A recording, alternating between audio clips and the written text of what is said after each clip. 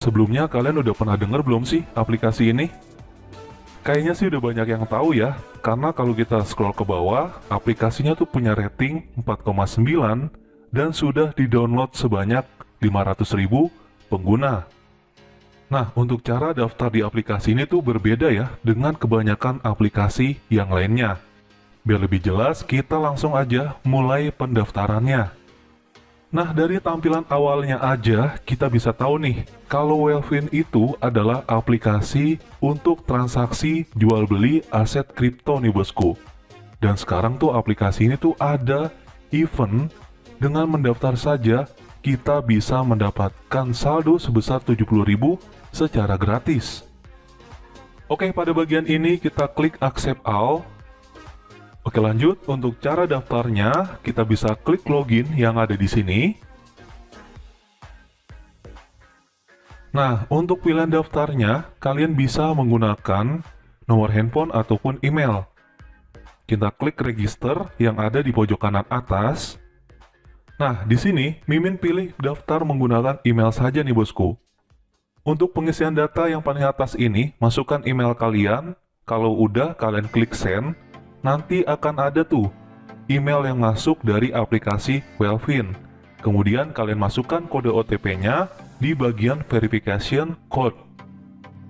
Selanjutnya kita diminta untuk membuat password, dan untuk pengisian kode referral kalian bisa kosongin aja nih bosku.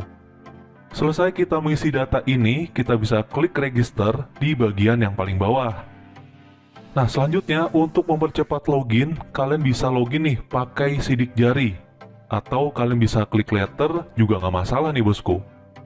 Nah, sampai di tahap ini, sudah selesai pendaftaran awal kita nih bosku.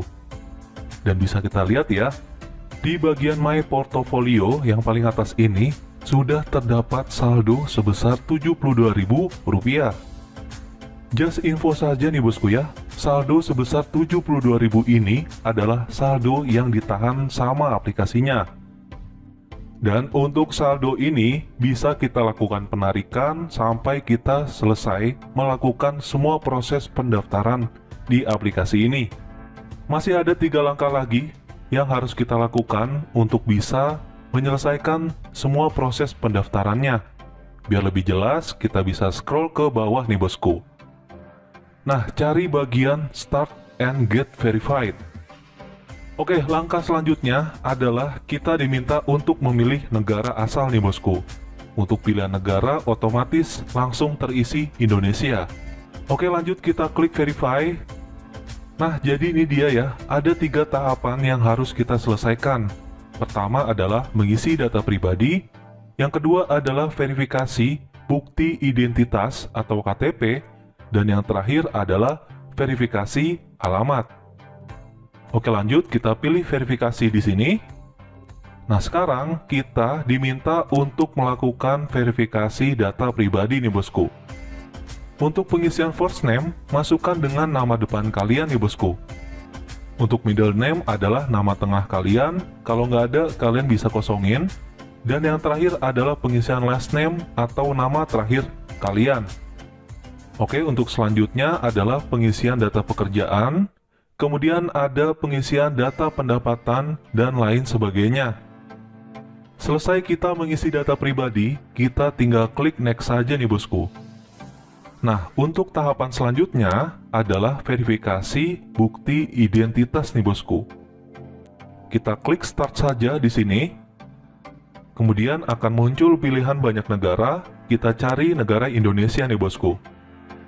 Oke, untuk pilihan verifikasi bukti identitas diri kalian, kalian bisa memilih mau menggunakan verifikasi identitas diri atau KTP, atau kalian juga bisa menggunakan paspor, ataupun kalian bisa menggunakan SIM nih bosku.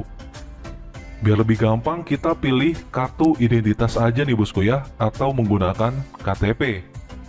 Oke, selanjutnya kita akan diminta buat scan KTP yang kita punya. Pastikan KTP terlihat jelas dan tidak terpotong. Oke, lanjut. Sekarang adalah tahapan terakhirnya nih bosku, yaitu melakukan verifikasi alamat. Untuk pilihan verifikasi yang ada di sini, kita pilih upload address.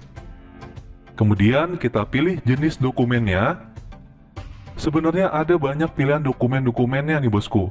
Biar lebih gampang kita pilih menggunakan bank statement atau laporan bank nih bosku ya. Nah, sekarang Mimin akan contohin cara mengupload laporan bank menggunakan Bank Neo nih bosku. Oke, sekarang kita ada di tampilan di menu utama Bank Neo yang Mimin punya.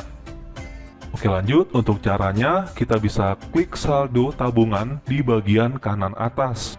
Oke, lanjut. Di bagian tabungan Neo ini, kita klik titik 3 yang ada di pojok kanan nih bosku. Kemudian kita pilih e-statement nih bosku ya. Seharusnya kita menggunakan e-statement bulan April nih bosku, atau laporan terbarunya. Tapi, berhubung laporannya belum tersedia, kita bisa memilih bulan Maret saja nih bosku. Kemudian kita download saja laporan bulan Maretnya. Nah, jadi ini dia ya, laporan atau bisa dibilang mutasi rekening Bank Neo yang Mimin punya. Dan ini kita screenshot pada halaman pertamanya nih bosku.